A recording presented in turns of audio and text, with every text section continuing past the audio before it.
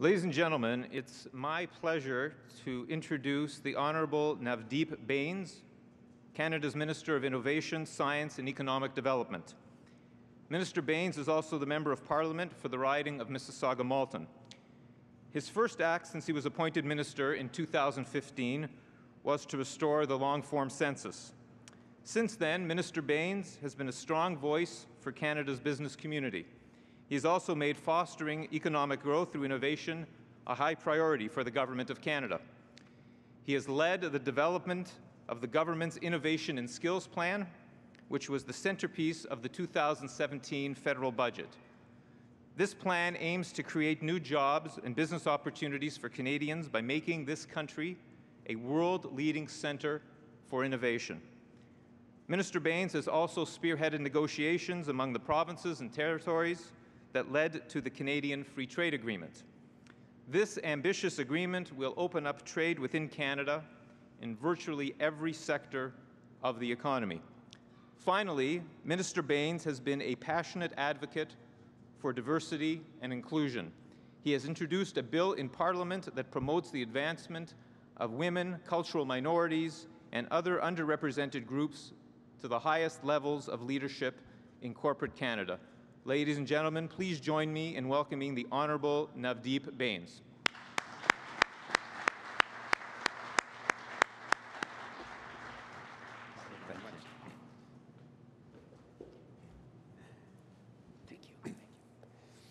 Well, thank you very, very much for that kind introduction. And thank you, Mark Goldberg and Michael Swen, for your leadership and all that you do in terms of really helping promote the telecommunications sector. And it's great to be here this morning. It just, as I was talking to my team and driving here for this particular summit, I realized it's just slightly outside the boundaries of Mississauga-Malton, the constituency I represent. So, for me, I'm going to say welcome to Mississauga-Malton for those of you who are out of town. And thank you for inviting me to kick off this year's summit. As you know, your sector has been at the forefront of our digital revolution. And merci de votre accueil chaleureux et merci de m'avoir invité. Je suis heureux de participer au lancement de ce sommet. Votre secteur est au centre de la révolution numérique. In fact, Canadians were pioneers, starting with the Communications Research Centre. It established the first international connection to the precursor of the Internet. And who would have predicted then that high-speed Internet would become the backbone of a global and digital economy?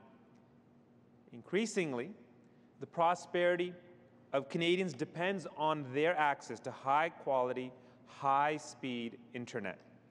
And affordable wireless and broadband services are no longer luxury. They're luxuries that we should take for granted. They are basic and essential tools for all Canadians. And regardless of where they live, they need this service to do business, learn new skills, and more importantly, build communities.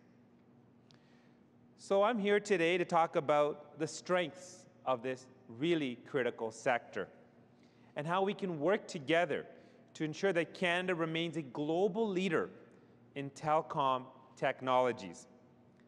And I also want to talk about areas where this sector can improve and what those of you in this room can do to help. So, first of all, let me start off by thanking you.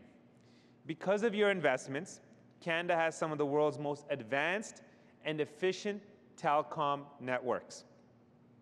Very high-speed internet is available to more than 3/4 of Canadians.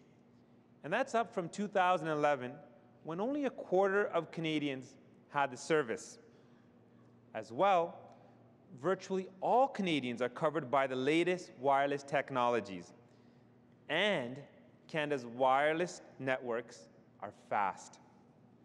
They rank second among G7 countries for average connection speeds. And Canadian telecom network investments, and this again is a point of pride, exceeded $56 billion between 2011 and 2015. So these high-speed networks enable Canadians to do more online. You know, whether it's buying and selling, collaborating on work projects, or staying in touch with their kids and grandkids in other parts of the world. These networks turn consumers into producers, observers into participants, and users into innovators. So our government understands that Canadians want three things from their telecom services. Quality. Is the service fast enough to do what I want it to do? Coverage.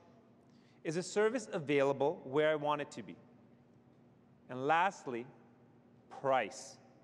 Is the service affordable? These three areas are clearly where providers need to compete. And that's why our government is doing our part to promote competition and investment. And the goal is very clear. We want to improve quality, coverage, and price for all Canadians. Notre gouvernement comprend que les Canadiens veulent trois choses de leur service de télécommunications. La qualité, est-ce que le service est assez rapide pour mes besoins? La couverture, est-ce que le service est disponible où j'en ai besoin? Et le prix, est-ce que le service est abordable? Les fournisseurs doivent être concurrentiels dans ces trois domaines. Et notre gouvernement favorise la concurrence et les investissements. Notre but est d'améliorer la qualité et la couverture des services. Nous voulons aussi réduire les prix pour les Canadiens.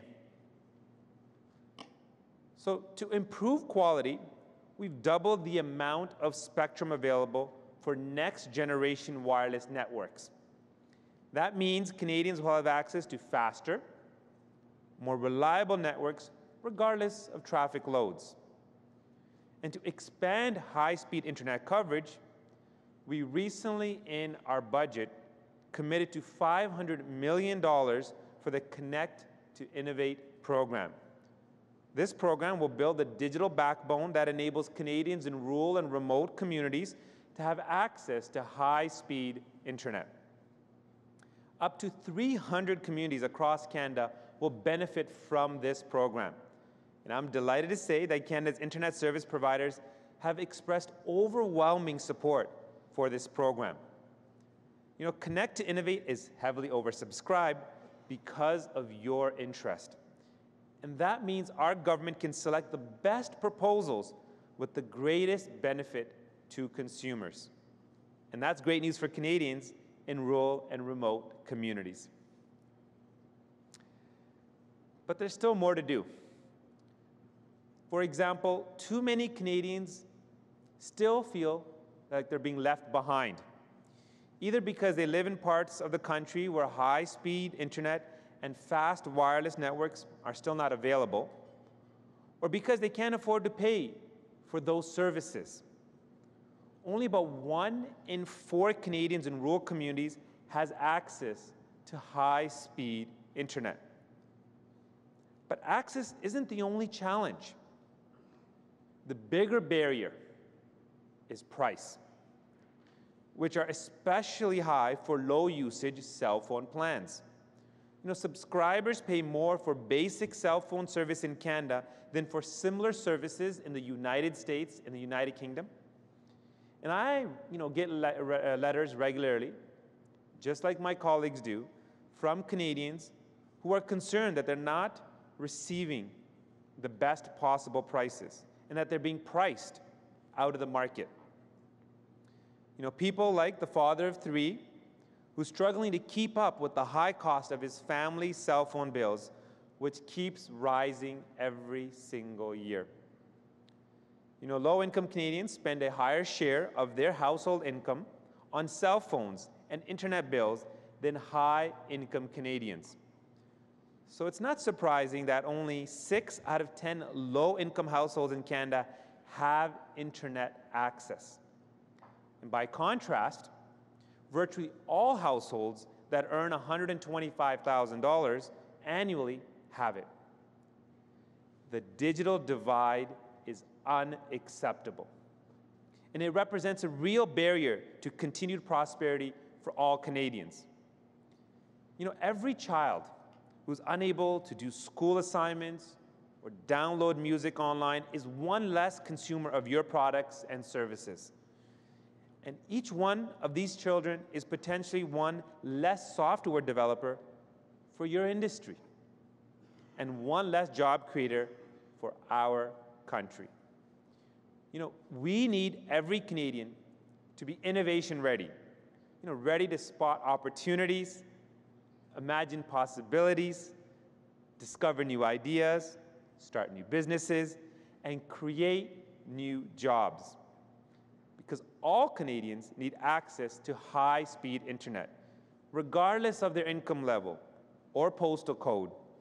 Until we bridge this digital divide, Canadians will not reach their full potential. And some of you have taken first steps to address the issue, as mentioned earlier.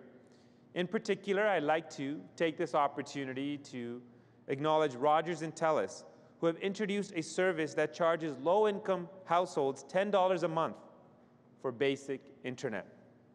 More providers need to follow their lead, and our government is doing its share.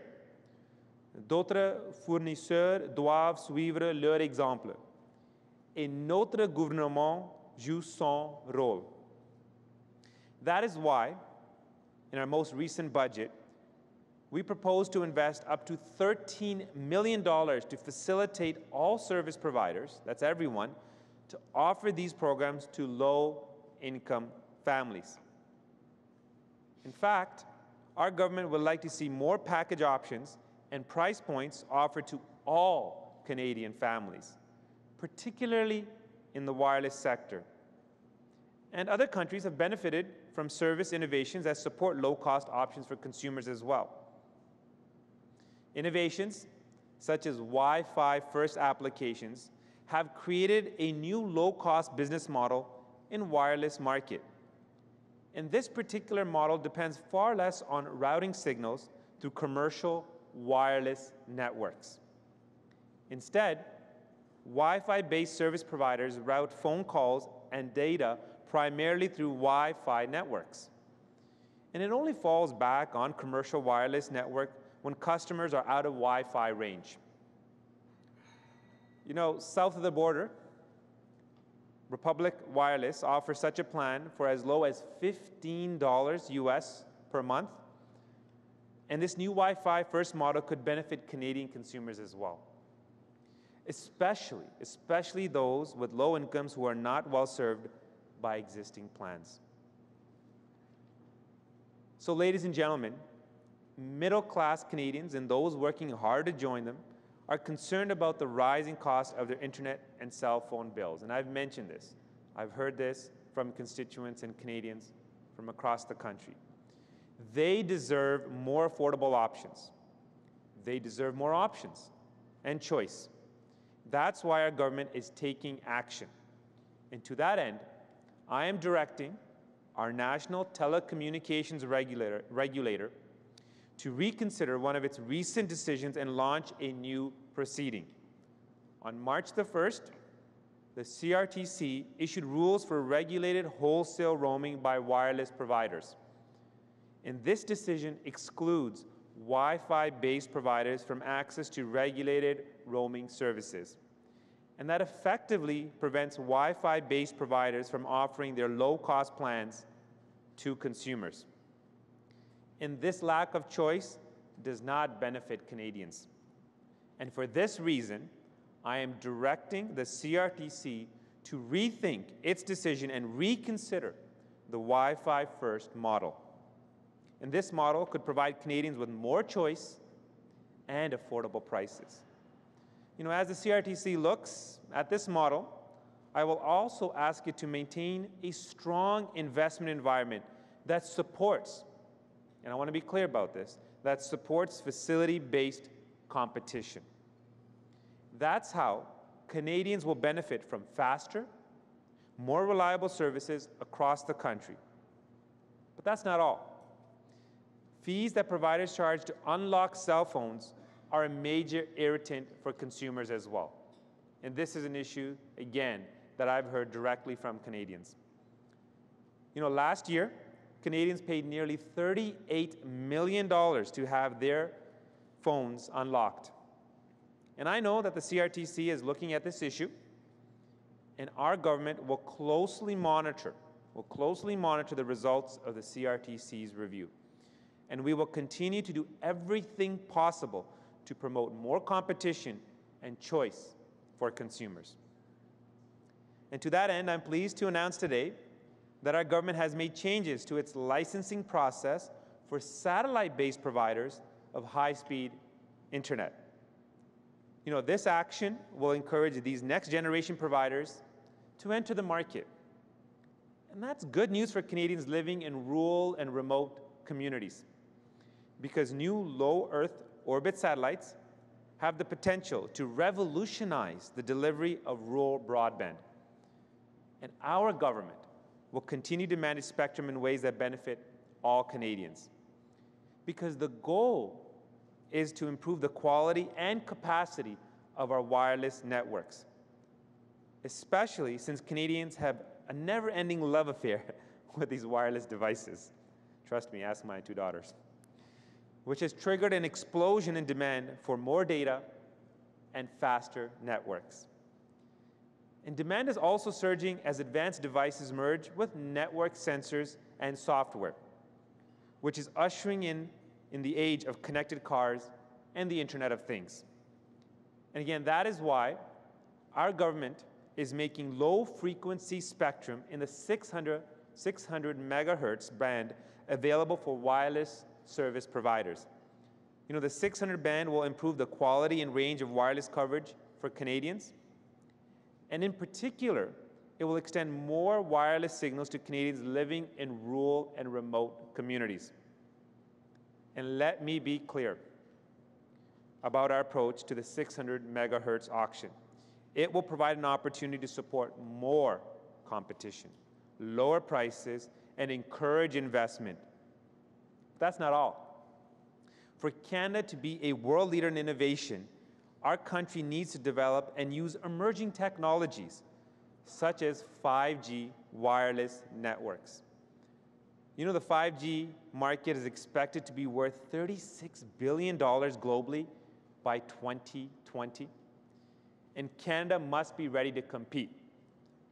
5G would allow Canada to become a global leader in emerging technologies, such as connected cars and smart cities, both initiatives that this government supports. And that's why I am pleased to launch a public consultation on releasing spectrum to support the development and deployment of 5G mobile networks. That's how Canadians will have access to faster, more reliable networks, regardless of traffic loads. So, ladies and gentlemen, there is no difference anymore between the digital economy and the rest of the economy. The digital economy is the economy. And for that reason, our government is taking steps to reflect Canada's digital economy. And we will review the Telecom and Broadcasting Acts as we announced in the most recent budget. These two acts were written before the Internet became an ever-present part of our lives. And these acts need to be examined through the lens of current and future trends of technology. But above all, we must respond to the changing needs and expectations that Canadians have. The Minister of Canadian Heritage and I will work together to review both of these acts. And the goal is to position Canada to be a global leader in the digital economy. That's how we will create better jobs and better business opportunities for all Canadians. And that's how we'll encourage more Canadians to be developers of content and content creators for the internet. And our government looks forward to co-investing with you in the digital future. Nous allons encourager plus de Canadiens à créer du contenu pour Internet. Notre gouvernement veut investir avec vous pour bâtir notre avenir numérique. Thank you very much. Merci beaucoup.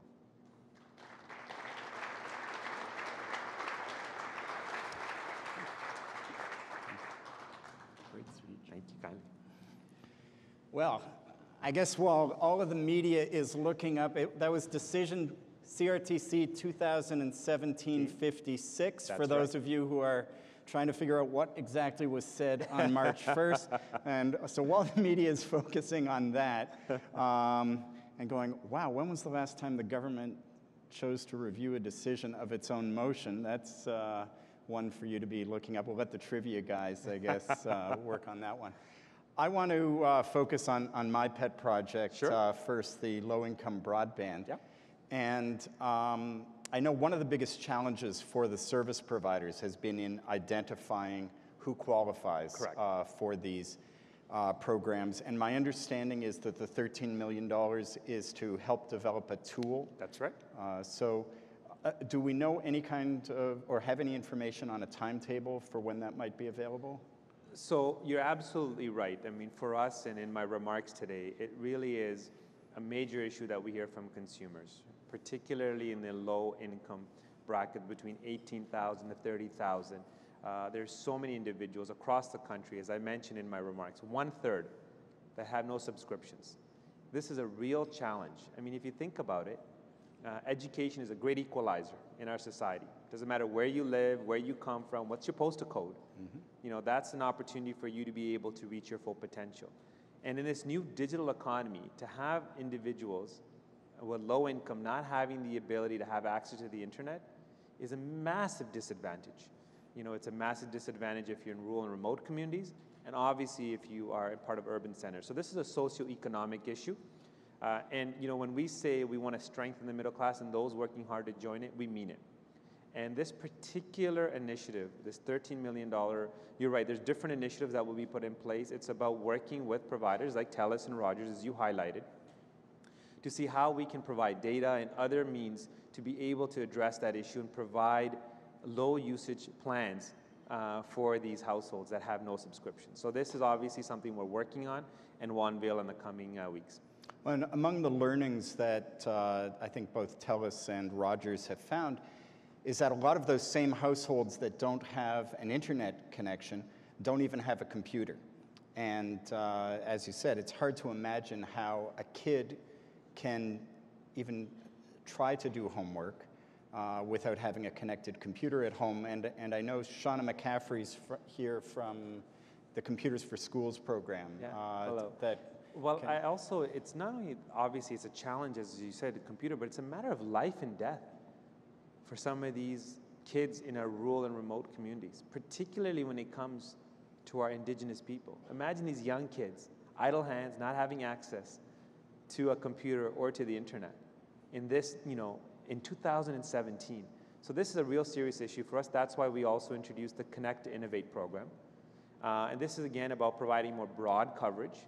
And the objective is really to leverage private sector investments, and we've seen that.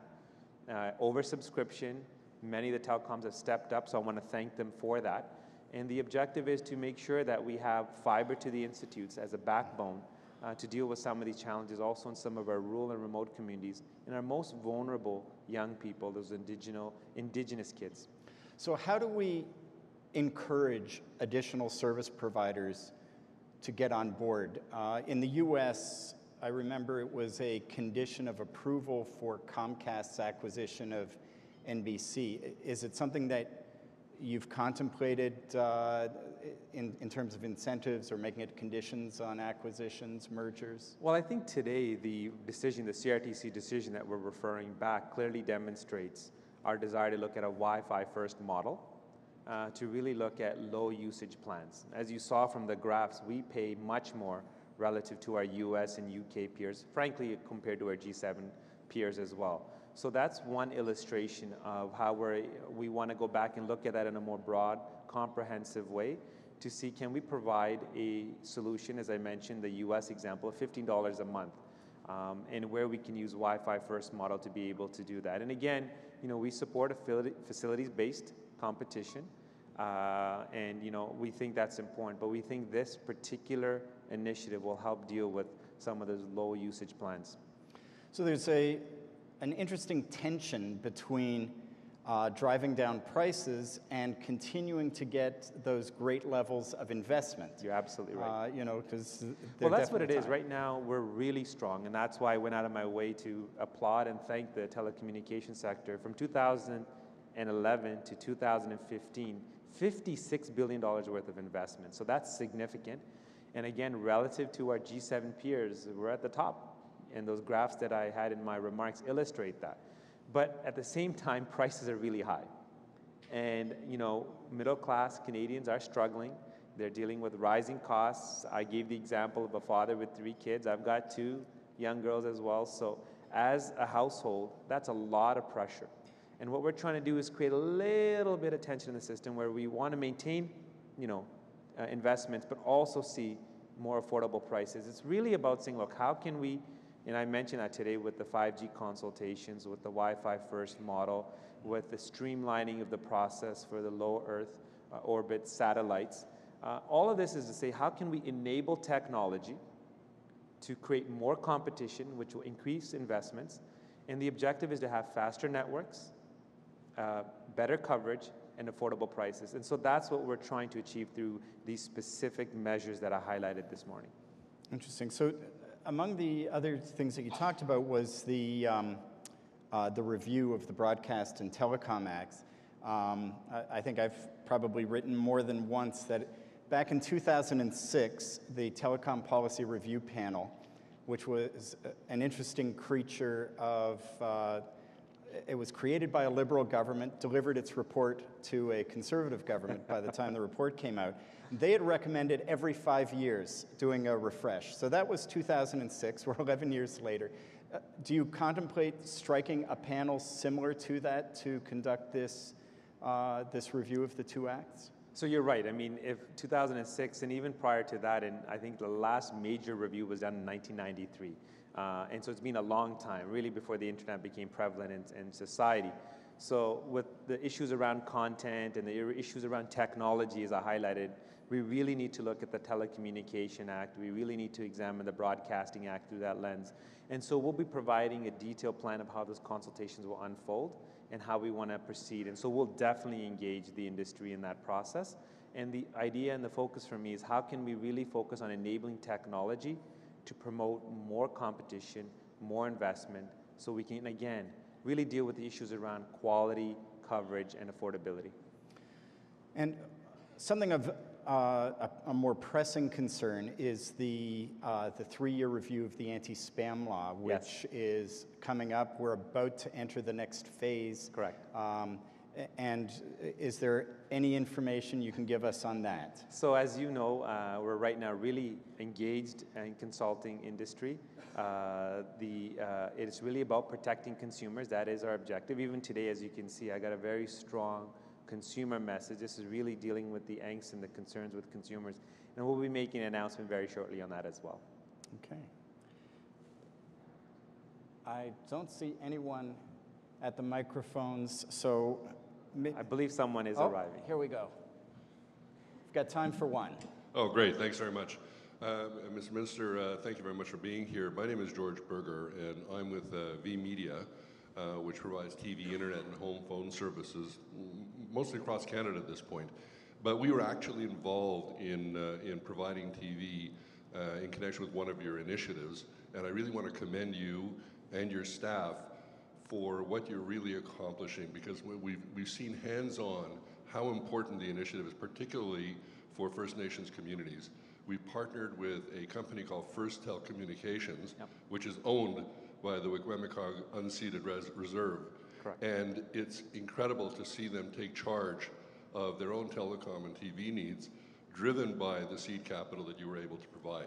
It's transformational, and I really encourage you to drive very, very hard further to make sure that these communities have the ability to take control of their own telecom and television needs, not just for the important thing that you mentioned about being connected educationally and health-wise, but also cost. Because the cost that these people are currently paying for this pastiche of services from a variety of sources is astronomical relative to their incomes. And by being able to take charge of their own needs, they've driven those costs down dramatically, and it's going to contribute immeasurably to their quality of life. So thank you. No, thank you very much for that intervention, and you're absolutely right. It really is, our focus is, and as you can see from my remarks today, it's really about lower prices and more choices, particularly for those that are the most vulnerable, dealing with other cost pressures. And I do want to acknowledge my Deputy Minister, John Nubley, and my Associate Deputy Minister, Kelly Gillis. I know you mentioned the team, so I do want to acknowledge them as well. They've done a tremendous job in this area, and if you have any tough questions, feel free to ask them afterwards as well. Thank you very much. We're going to send George a bill for that advertising time. Thank you very much. Minister, I want to thank you for joining us. It's really quite a kickoff to this year's summit. I imagine there'll be a couple news articles about your speech this morning, and thank you for joining us Well, I this year. appreciate it. It's not about news articles. It's really about making sure that we help those in the middle class, and the issue around affordability was a priority, and I wanted to articulate that this morning, so thank you for the opportunity. Absolutely. Thank you.